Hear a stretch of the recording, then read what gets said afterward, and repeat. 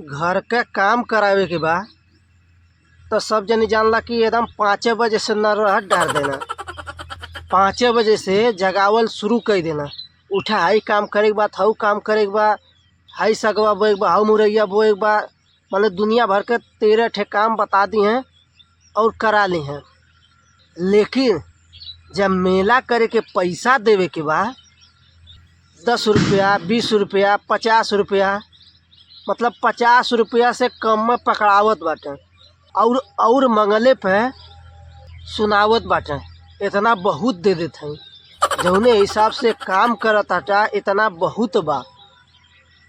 और वैसो भी तुहके का लेवे के बा अब बतावा, कुछ लेवही के नहीं बा।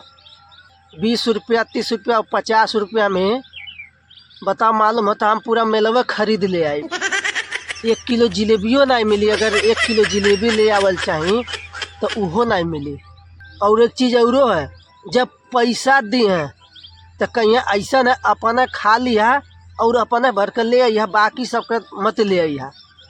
लेकिन अगर कहीं कौनो सामान खरीद के घरे उठा ले अला और घरे लोगन देख गए ना तो जानला कि लूट मचा दी हैं, तुरंत जानला कि छोरिया डार दी हैं। तब नहीं कहिए कि हम पैसा कम दिहले रहनी तब रहे दें और के अकेला खा लेवे दें। हम तो सोचीला कि चला अच्छा घरे ले जाते एक दू दू ठे सब खा ले। लेकिन घरे ले अले के बाद ऐसा लूट मचला कि अपना ही भर के एक दू दू ठे बचला आ कबो कबो उहो नहीं बचला।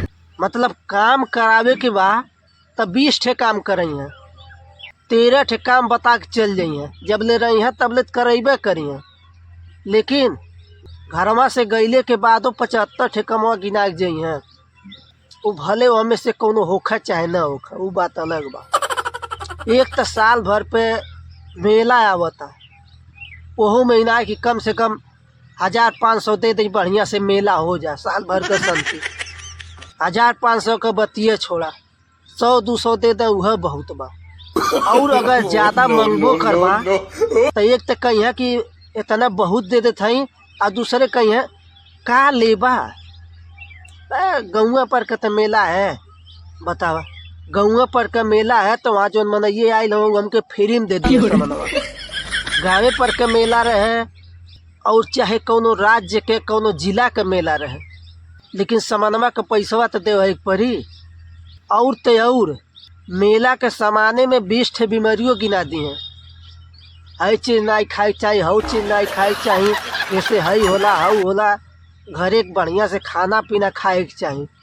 बतावा ले एक दिन का मेला का सामान खैले में जानला कुल बीमारियाँ आ जाता।